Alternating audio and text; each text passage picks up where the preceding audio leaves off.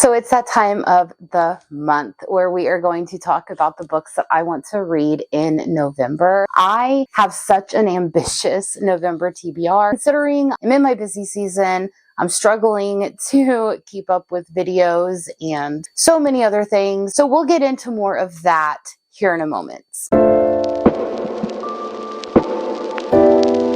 Hello everyone, welcome back to my channel. Today we're going to be going over the books that I want to read in November. Before we get into that, always make sure that you like, subscribe, and always check my description box below for all of my links to my Patreon, Bookish Box Ambassador link, my Pango Books account, and all my socials are always linked down below. But I do want to make an announcement. I am going to be pausing my Patreon for the month of November and December.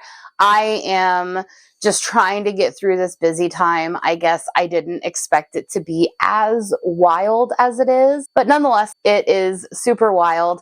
I haven't really been active on my social medias and within my Patreon account, so I don't want to be charging anybody for those months, but it will resume in January. And I have some fun Patreon exclusive videos coming to you for 2025. So definitely make sure that you are a member so then you don't miss any of that exclusive content that will not be here on YouTube. I think you will like the videos that will be on there. Also remember that we do have a book club over there as well, and you get to vote on what books we are going to read that month. In the month of October, it was Quicksilver. We're not going to be picking one for November or December because, like I said, I'm pausing everything. But definitely make sure that you are signed up, you are a member, and you are ready to go for 2025 for all of the fun things that I have coming to you on Patreon. Okay, so the way that I have structured my November TBR, I will be picking 2 books from my fantasy bingo shelf because I am still working on getting through those before April 1st. And those will be a must read. I also have one other must read because I am participating in a read along, and I will talk about that whenever we get to it. Other than that, the other books that I'm going to talk about are books that I have on my radar, but I'm more of a mood reader, and I want to make sure that I can just pick a book if I'm in the mood for it. So these are the ones that are on my radar currently. That could change. I could read all of these books in November. I could read some of them or none of them, depending on what my mood is. But I wanted to kind of show you what I've been thinking about in case if you wanted to read along any of these books with me. You can always reach me at my socials linked down below if you want to. All right, so first up, let's pick the 2 books from my fantasy bingo shelf. I know you can't see them because they are on this shelf down below, but I do have 13 books still left to get through. I think in December and January, I'm going to read more than 2, but we're going to see how I feel. So I have pulled up a random number generator and let's pick the first book. So let's get going. Oh, that's book number 8. Okay. Now this is funny because I have another book by this author that is on my radar, but the one that was picked was The Veiled Kingdom by Holly Renee. I don't know much about what this is, but I do know that this was a Barnes & Noble exclusive, and it has a blue cover instead of a pink cover like it was supposed to have. But I have heard a lot of people really like this first book, but then whenever they get to the second book, it kind of fell flat for them. So I'm intrigued to know what is going on, what is happening. So The Veiled Kingdom, I will definitely be getting to in November. Okay, so that leaves 12 books. Let's pick the next one. There is one book that's on my fantasy bingo shelf that I really am hoping that this number generator picks for me. So let's see what it is. I don't know if you can see that. Number 5. Well, this wasn't the book that I was wanting, but it is Fantasy Lover by Sherilyn Kenyon. I know that this is the start of a new series. Well, not new series, but a series by this author. And I think that you can either read Fantasy Lover or what's the other one? Night Pleasures. Some people say read one, then read the other, but I'm excited nonetheless. I have heard so many mixed reviews about this book. I have heard some people absolutely love it and tell me that I need to read it as soon as possible. And then I've also seen some booktubers that I have a lot of reading reading tastes in common with that don't really like it. So we're going to see what I think about Fantasy Lover. And then the third and final book that is a must read for me in November. Granted, I have November and December to read it, but I want to go ahead and get a head start. If it rolls over to December, that's fine because I think the live show is in January.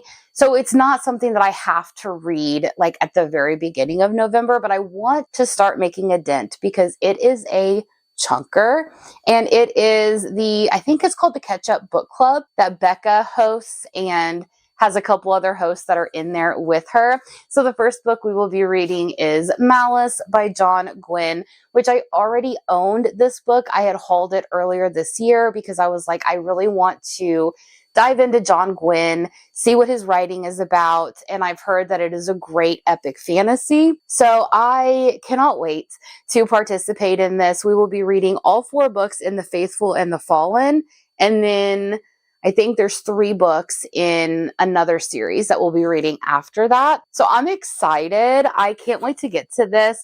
I don't know much about it. I do know that it is almost 600 pages. That's why I want to give myself a little bit of time to consume this book. But if any of you have read Malice by John Gwynne or any of John Gwynne's writings, definitely let me know what you think about him down below. All right, so let's talk about some of the books that are on my radar because, like I said, November and December, I do a lot of mood reading, and I really want to just be able to pick from a stack and just go from there. I also have my TBR cart that still has quite a few books on it, so I can always pull from there if I need to, if none of these books are really interesting me at the moment whenever I need a new read.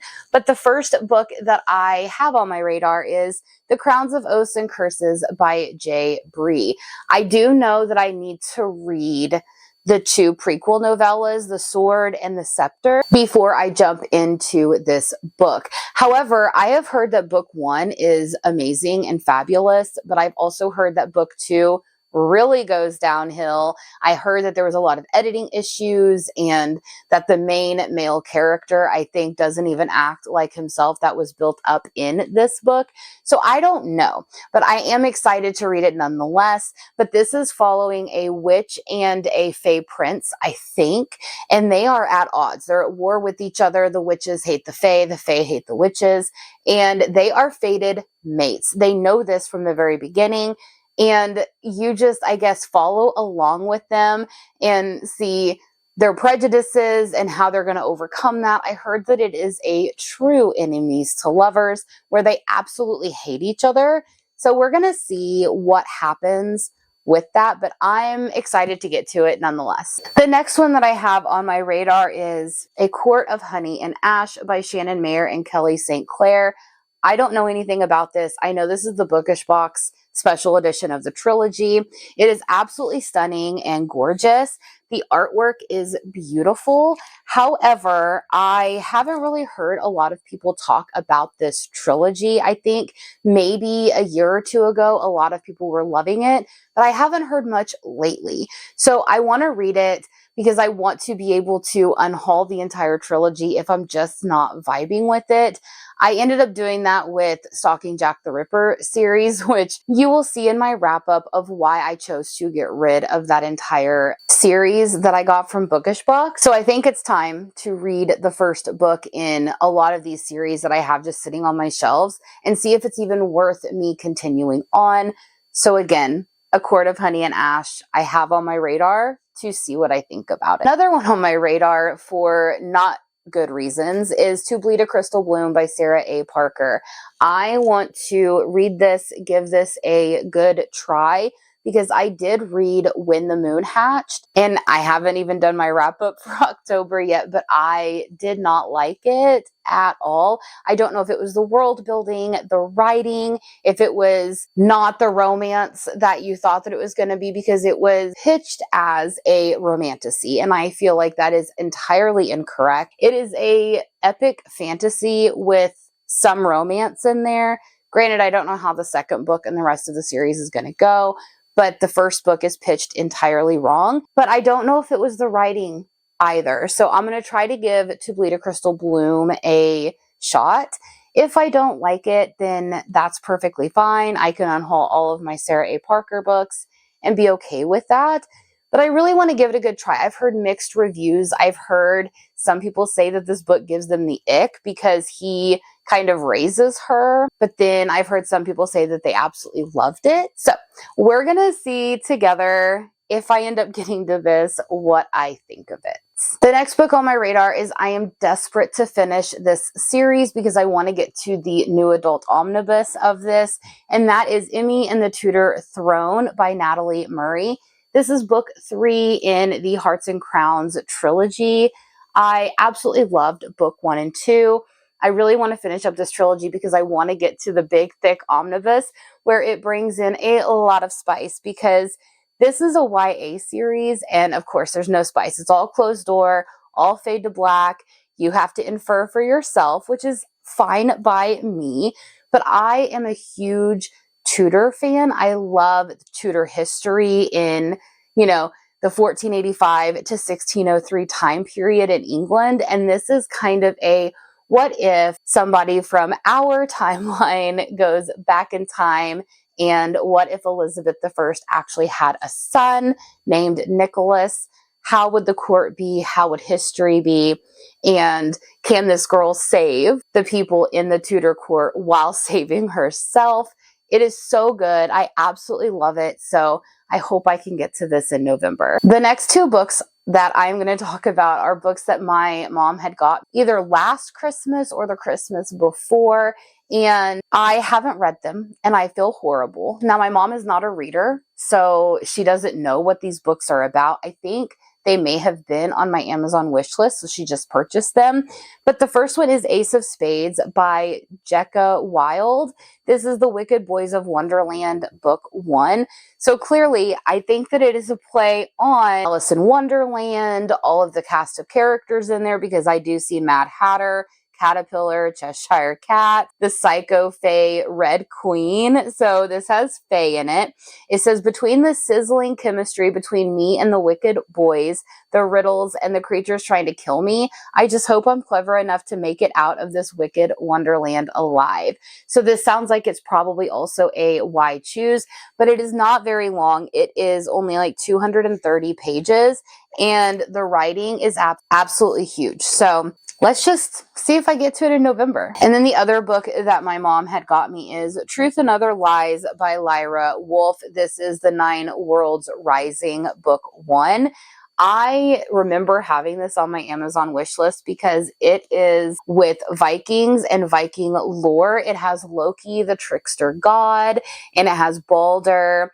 It has Fenrir, different gods in the whole Norse mythology. So I'm excited to get to this one. I have been in my Viking era for at least 6 months now. I want to consume all of the Viking books.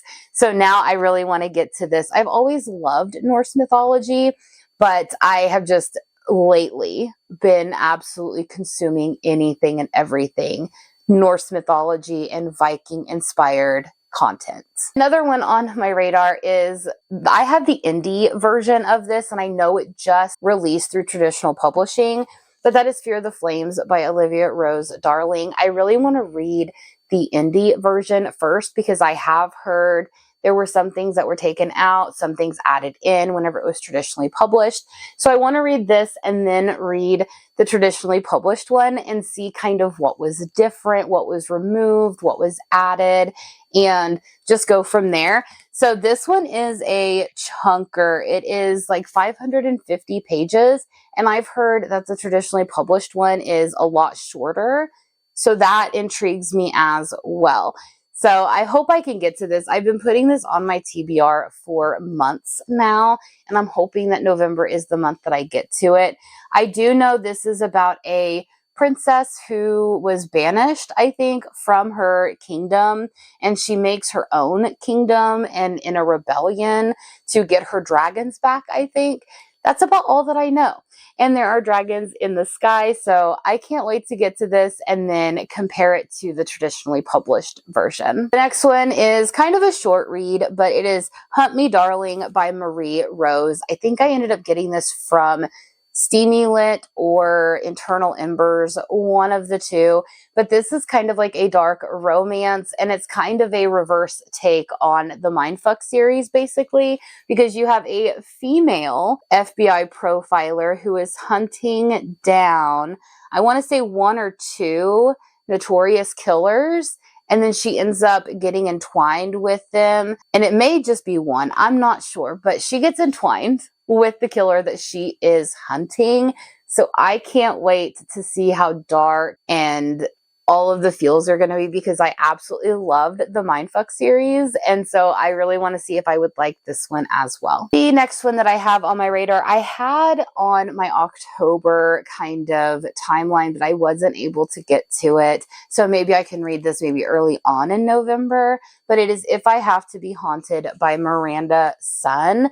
I know that this is about a girl who isn't really in the popular crowd, and she ends up stumbling across one of the popular guys who is dead, I think, in the hallway, but she can see him. So she's working with him to try to figure out what happened to him and, you know, all of these things. And I've heard their banter is so good. It is a YA. So I can't wait to get to this. It says on the back, "I'll haunt you for the rest of your life." And it says, "You wouldn't dare." And he says, "Try me." So that just gives me all the vibes that I need right now. So I really want to get to this, like I said, early on in November. So it is still around somewhat spooky season. And the final book that I have on my radar is another one that I had for October that has kind of bled over into November, but I don't feel like I have to read this early on in the month. But it is the Book of Azriel by Amber V. Nicole. I've heard a lot of people say that this is amazing, and I've heard some people say that it's not so good. I really want to read it. So if Bookish Box announces that they're going to do book 2 and 3 in this trilogy, I want to get the matching editions. So I need to read this before they announce anything, so I know if I need to save the money to get it. But I've heard that this is very gothic-y, very dark, and it is a fantasy romance. So I'm excited to see what this is about. It says on the back, "Love is the purest form of destruction there is." So I'm excited for that. All right, everyone, those are all the books that I want to read in November and that are on my radar. And like I said, I may get to some of these. I may not get to any of them. It's just going to be dependent on how my November goes at my job. But let me know in the comments below, are any of these books on your radar? And have you read any of these? I would like to know your thoughts down below.